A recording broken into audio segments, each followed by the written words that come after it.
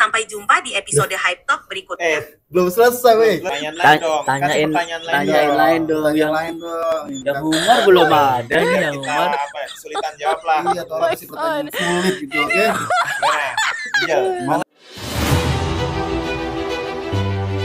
Di tengah ketidakpastian ekonomi global, ada satu barang yang kini menjadi incaran banyak orang, emas. Harga emas yang terus meroket, membuat masyarakat rela antre dari subuh. Bahkan, sebelum mal dibuka, demi mendapatkan logam mulia ini. Bukan hanya di Jakarta, fenomena ini juga terjadi di Bekasi, Pulau Gadung, dan berbagai daerah lainnya. Di butik logam mulia Pondok Indah, orang-orang sudah mulai antre dari pukul 4 pagi. Mereka memburu produk emas batangan, terutama jenis sertikart, yang kini semakin sulit didapat. FOMO, mungkin, tapi banyak dari mereka menyebut emas sebagai pelindung nilai paling aman. Hingga 24 April, harga emas antam naik 30%, dari 1,5 juta rupiah ke hampir 2 juta rupiah per gram. Sementara itu, harga emas dunia sudah melonjak 27% sepanjang tahun ini, menembus $3.327 per troy ounce. Kekhawatiran makin dalam muncul dari luar negeri. Presiden Donald Trump kembali memanaskan perang dagang dengan China. Kedua negara saling menaikkan tarif impor hingga 145%. Akibatnya, ancaman resesi global yang makin nyata. Dari dalam negeri, situasi tak kalah mencemaskan. APBN Indonesia mengalami defisit 104 triliun rupiah. Pendapatan negara turun tajam, dan penerimaan pajak anjlok 18%. Bahkan, PHK masif melanda awal tahun ini. Lebih dari 18.000 pekerja kehilangan pekerjaan dalam 2 bulan pertama. Daya beli masyarakat pun melemah. Lebaran 2025 justru mencatat penurunan pemudik hingga 24%. Perputaran uang selama libur Idul Fitri diperkirakan turun ke angka 137 triliun rupiah. Jauh dari tahun sebelumnya.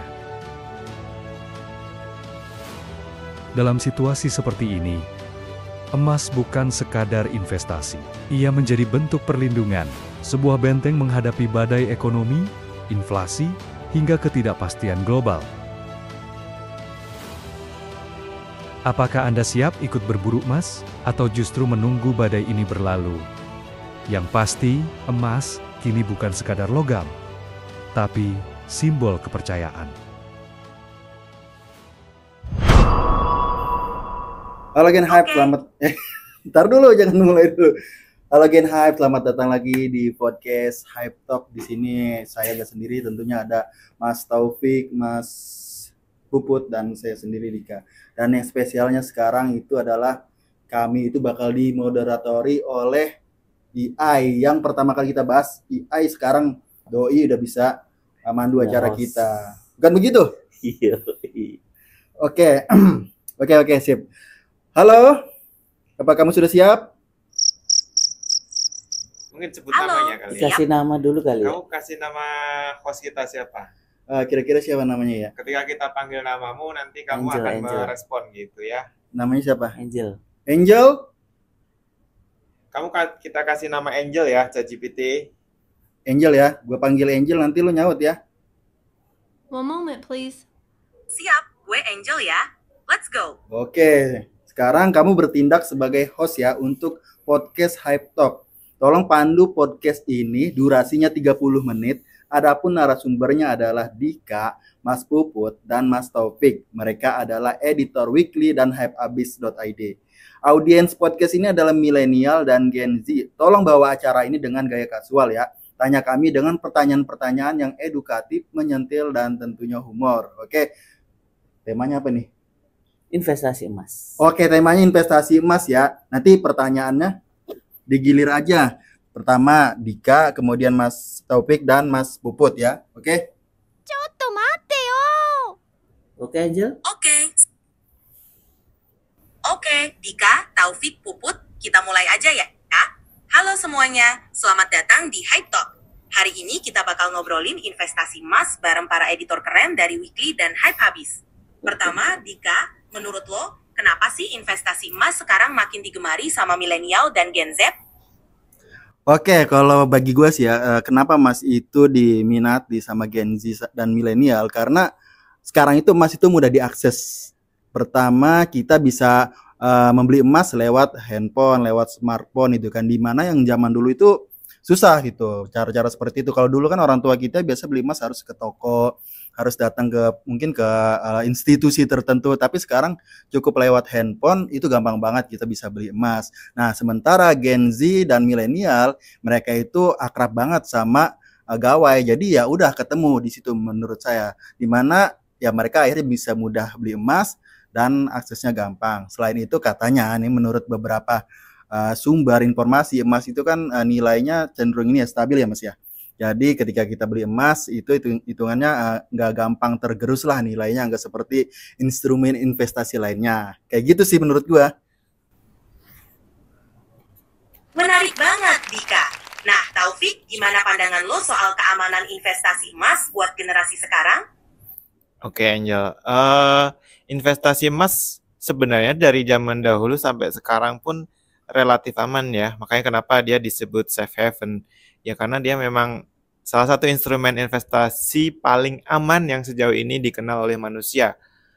Bahkan misalnya dibandingkan mata uang. Kalau mata uang gitu kan kalau negaranya bangkrut atau ada perang, otomatis nilai atau value-nya itu kan bisa hancur. Sementara kalau emas, bahkan di saat perang justru kadang nilainya sangat naik tinggi.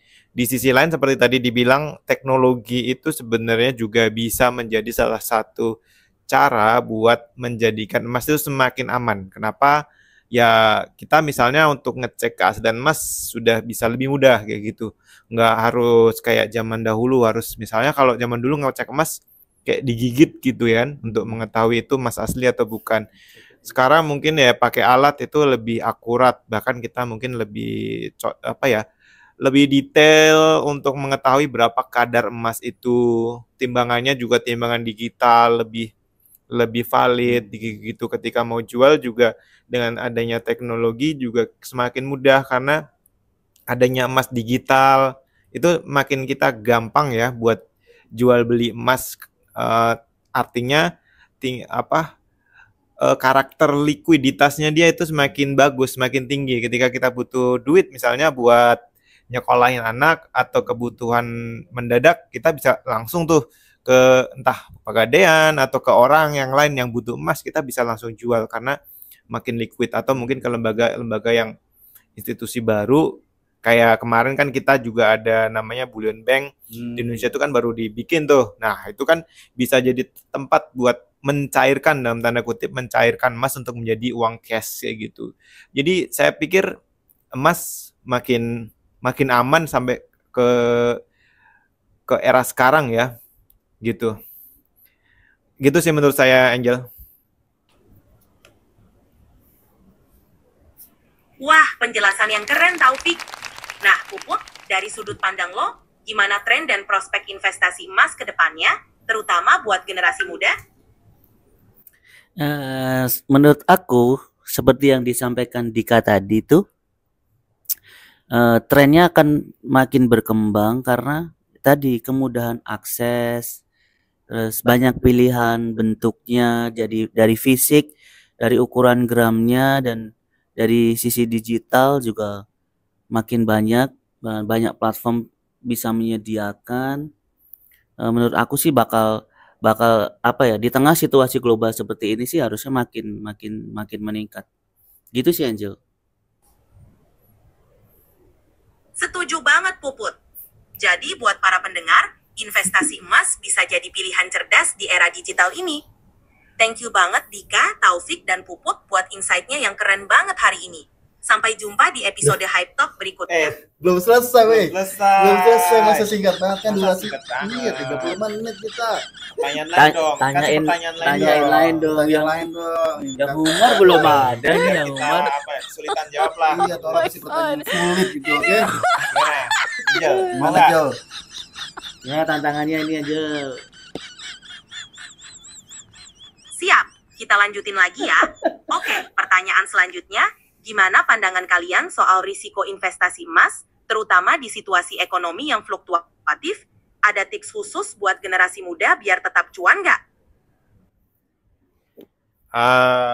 Saya jawab dulu ya. Oke, kalau dari sudut pandang saya, yang saya sebenarnya cukup lama meliput emas ya, komoditas di bisnis Indonesia. 3-4 tahun terakhir juga masih cukup rajin mencermati. Nah, ada satu hal yang unik nih dari harga emas. Jadi kalau zaman dulu, misal 2 atau 3 tahun yang lalu, harga emas Antam ya, misalnya, harga emas Antam itu kenaikan per harinya itu kadang paling 1.000, 2.000, 5.000, paling tinggi mungkin 10.000 kayak gitu sehari. Nah, sekarang itu berbeda. Harga emas itu sehari bisa naik 50.000, bahkan 60.000. Bahkan kadang ada hari-hari di mana harga emas Antam itu 3 kali naik. Nah, itu kan mungkin dari sisi resiko jadi ya maksudnya gini, emas Antam selain naiknya tinggi, dia juga kadang turunnya tinggi, kadang turun 50.000. Tetapi secara umum beberapa tahun terakhir emas Antam itu naiknya cukup kenceng ya. Misalnya dalam 3 tahun terakhir harga emas itu sudah naik 100%. Artinya setahun bisa naik 30-40%. Di satu sisi dia memberikan gain yang cukup tinggi, di sisi lain mungkin juga orang mungkin ngelihat ada risiko. Meskipun secara historis kalau menurut saya risikonya kecil karena emas cenderung dipercaya sebagai aset safe haven. Artinya kalaupun sekarang turun, misalnya turun 50 atau 100.000, kalau kita tetap pegang dalam tempo yang mungkin menengah atau panjang, itu tetap memberikan keuntungan yang menarik kayak gitu. Nah, risiko bahwa dia masuk kategori instrumen yang fluktuatif karena naiknya tinggi, misalnya sehari sampai 60.000, bahkan mungkin 100.000, ya menurut saya itu justru jadi peluang untuk saat ini ya. Jadi peluang untuk mencapai gain dalam tempo yang lebih cepat dibandingkan zaman dahulu. Jadi kalau itulah kenapa kok beberapa minggu yang lalu ya ada satu peristiwa di mana banyak sekali mungkin masih terjadi sampai sekarang. Jadi banyak sekali orang antre di butik Antam untuk membeli emas. Sampai bahkan mungkin butiknya itu kehabisan emasnya. Bahkan mereka itu antre kayak antre sembako tuh dari pagi ratusan meter mereka ngantre bukan untuk beli sembako, tapi antre hanya untuk beli emas. Sesuatu yang mungkin tidak terbayangkan di zaman dahulu ya. Wah, ternyata sekarang orang berebut tuh beli emas.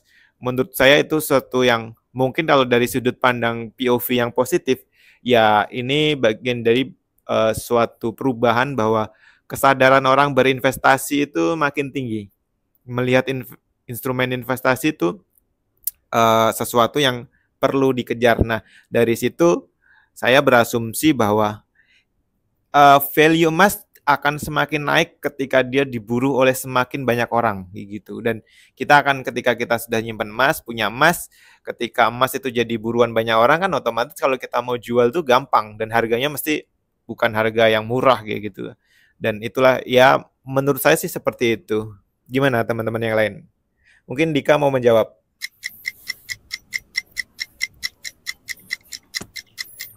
Oke, lanjut Dika. Oke, saya cuma ini aja deh, cerita aja ya. Jadi saya itu dulu waktu booming awal-awal emas digital ya, yang di toko hijau itu loh. Nah, itu saya coba beli gitu kan.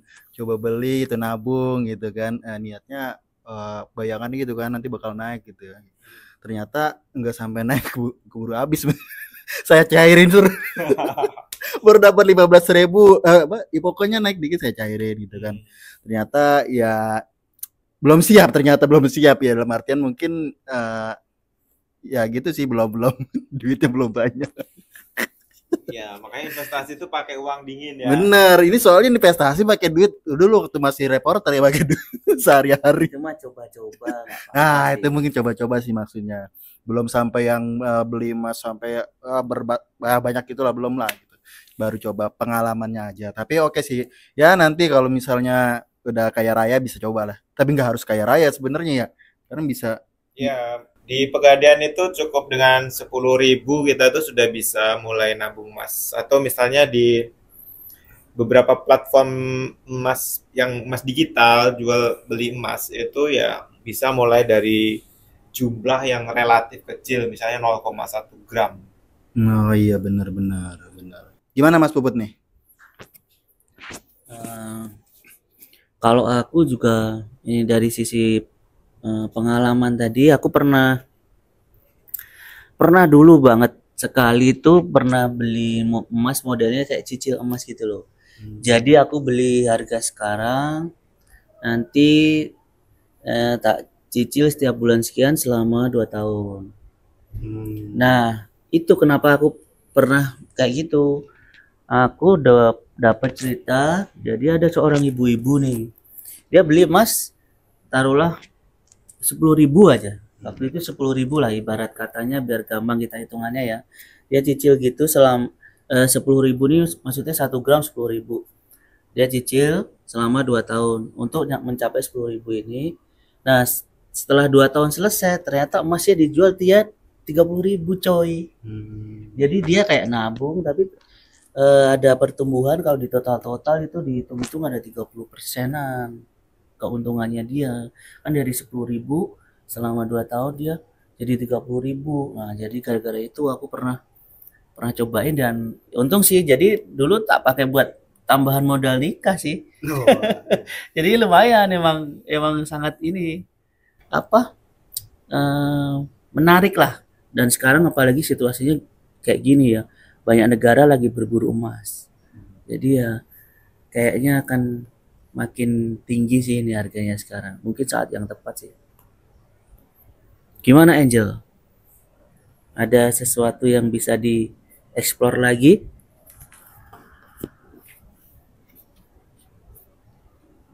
Wah, pengalaman. Mungkin kita bisa bahas soal diversifikasi investasi. Selain emas, ada instrumen lain yang bisa jadi pelengkap portofolio generasi muda. Gimana nih? Tolong pertanyaannya yang agak inilah. Ya, boleh aku jawab ya? Jawab aja Mas. Angel, kalau menurutku gini, ya banyak sebenarnya di era sekarang kalau mau diversifikasi itu sesuatu. Ya kalau dari ilmu finansial memang itu keharusan ya. Jangan taruh telur di satu keranjang. Artinya kalian harus memisahkan. Jangan semuanya misalnya di investasi emas. Jadi kita harus misahkan misalnya deposito, reksadana, emas. Atau kita mau lebih berani ambil resiko ya sebagian misalnya di saham. Seperti itu. Atau ada satu lagi instrumen yang untuk sebagian orang itu dianggap safe haven, tapi sebagian orang menganggap ini masih instrumen yang spekulatif, yakni kripto atau Bitcoin lah. Kalau kripto secara umum mungkin ada kripto yang ya tidak terlalu cocok buat investasi, jatuhnya lebih untuk spekulasi ya. Tapi untuk Bitcoin itu mungkin salah satu instrumen buat generasi muda yang sekarang itu cocok gitu. Karena kripto itu kalau di banyak analis atau pengamat menganggap sebagai mata uang masa depan kan, karena memang dia secara sistem suatu sistem ya mungkin mirip emas. Kripto itu mungkin mirip emas, jumlahnya terbatas, itu aja, dan dia bisa dipakai untuk transaksi, bisa untuk penyimpanan kekayaan dan sebagainya. Dan kripto itu kan dalam banyak hal menjadi solusi, misalnya untuk transaksi dalam jumlah besar dia juga bisa kayak gitu. Dan kripto ini memang lagi hype ya di banyak kalangan, terutama kalangan anak muda, Gen Z atau mungkin generasi yang lebih baru nanti juga akan lebih mengenal kripto. Generasi yang sekarang lagi main Roblox dengan Robux, sekarang ke depan dia mungkin akan lebih paham bagaimana mata uang kripto nanti dijalankan karena dia sudah dari kecil paham dengan Robux dan sebagainya. Itu menurutku bisa jadi opsi ke depan, salah satu diversifikasi investasi kalian untuk ya misalnya ya jaga-jaga, tapi jangan semua kemudian all in ke kripto karena itu berbahaya juga ketika terjadi, karena kripto kan masih harganya, terutama salah satunya kita pakai Bitcoin aja lah. Bitcoin kan harganya ya naik turun ya, meskipun cenderungnya tetap naik. Kalau kita ngelihat grafiknya dalam beberapa tahun ya cenderung naik, sama kayak emas. Emas itu berpuluhan tahun juga grafiknya naik sama kayak kripto kayak gitu. Menurutku itu bisa jadi pilihan untuk diversifikasi sih. Tapi ya tetap aja jangan hanya kripto dan emas, tapi tetap mata uang, mungkin cash, deposito, atau mungkin reksadana, tabungan sebagainya itu perlu dipertimbangkan. Meskipun ya kalau jumlahnya kecil, misalnya dana investasi kita cuman 10 juta atau berapa, ya jangan terlalu banyak juga disebar kayak gitu ya. Cukuplah di 1 atau 2 instrumen dulu. Tapi ketika instrumen kita sudah banyak, bisa kemudian kita diversifikasi ke instrumen yang lain. Bahkan kalau misalnya jumlahnya besar, kita bisa ke properti atau produk-produk. Bahkan kalau orang kaya sekarang yang kaya banget ya, misalnya bukan hanya mobil mewah, tapi juga lukisan atau karya-karya seni. Gitu sih menurut saya. Gimana Angel?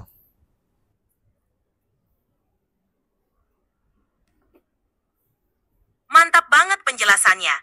Jadi, diversifikasi itu penting banget buat ngurangin risiko dan maksimalin keuntungan. Makasih banget Dika, Puput, dan Taufik buat sharingnya hari ini. Semoga bermanfaat buat para pendengar. Sampai ketemu di episode Hype Talk berikutnya. Oke. Tunggu Angel. Mungkin Angel bisa ngasih statement atau kesimpulan lah buat audien kita tentang, ya mungkin menyimpulkan dari diskusi kita, atau kamu juga bisa cari angle atau pemikiran sendiri untuk membuat kesimpulan Tentang yang investasi. ya mungkin buat nasihat lah buat audien kita, buat para Gen Hype atau anak-anak Gen Z yang nonton acara ini. Silakan Angel.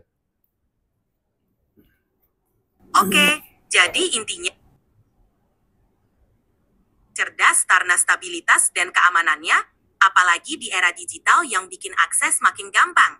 Tapi jangan lupa buat diversifikasi portofolio, biar risiko terkontrol dan peluang cuan makin besar. Selalu pakai uang dingin, jangan terburu-buru, dan terus belajar dari pengalaman. Semangat investasi, dan sampai jumpa di episode berikutnya. Sampai ketemu lagi. Terima kasih, Angel sudah memandu kita ya. Iya, oke. Ya, Gimana kesannya Angel begitulah. sebagai ini host pertama kami? Gimana pengalamanmu? Seru banget. Kalian semua kasih insight yang keren dan bikin diskusinya hidup. Semoga next episode kita bisa ngobrol bareng lagi ya. Angel ada ide nggak buat bahas tema apa ke edisi selanjutnya? Bisa coba bahas topik soal tren investasi di bidang teknologi atau peluang karir di industri kreatif. Pasti bakal menarik buat audiens kita. Kenapa tuh? Sama-sama. Senang bisa bantu. Sampai ketemu lagi. Oke, udah cukup. Cukup. Kayaknya Sian, cukup. sian. Terima kasih Angel. Terima kasih Bulan Angel. saya. Dadah. Gimana Siap. Gen Hype? Sama-sama. Gimana? Seru Gimana? kan? Seru nggak? Santai. Ngobrol Udah sama ya, dadah. Tutup dulu ya. Ada Angel. Ada Kita jalan. lagi Matikan mau- dulu. Oke, Kita lagi siap. mau ngobrol sama Angelnya. audiens Angel, dulu. dadah. Di end. Oke, gue pamit dulu ya. Have a Yo. great day. Akhirnya tuntas juga. Podcast pertama di Indonesia yang menggunakan AI, ya gak sih? Enggak. Enggak juga, ada juga Udah semuanya. ada. Enggak, sebagai host. Udah. Bukan nggak tahu apa waktu itu sebagai sesama ngobrol. Mungkin bisa dicek di Kalau YouTube. temen ngobrol sih udah ada Banyak. Iya. Temen ngobrol Sebagai host AI sudah banyak dipakai Udah ada juga. sih yang Udah ada. bahkan sampai ini juga kan yang jualan apa itu? Yang jualan live shopping gitu, udah ada AI juga. Iya. Iya. Udah banyak kok dipakai. Bukan yang pertama ternyata Gen Hype ya. Enggak pertama tapi buat kita pertama. Pertama, bener. Iya, ya enggak Oke. apa-apa. Habis bahas AI, kita langsung suruh Pakai AI-nya AI. jadi host. Besok AI-nya narasumber jadi gitu. Ya. Sekali-kali nanti Iya, kita sebagai seru-seruan. bukan narasumber utama tapi teman diskusi Teman untuk diskusi. ngobrol kita tanya gitu ya. Oke. Nanti sebagai semacam penyeimbang lah kalau misalnya ada yang kami bertengkar nanti kami minta Iya. pendapat AI. Iya, betul. Oke. Oke, sip. Thank you. Gimana? Udah Oke, gue cukup ya. cukup ya. Sampai ketemu lagi. Sampai ketemu lagi. Sampai ketemu lagi Gen Hype.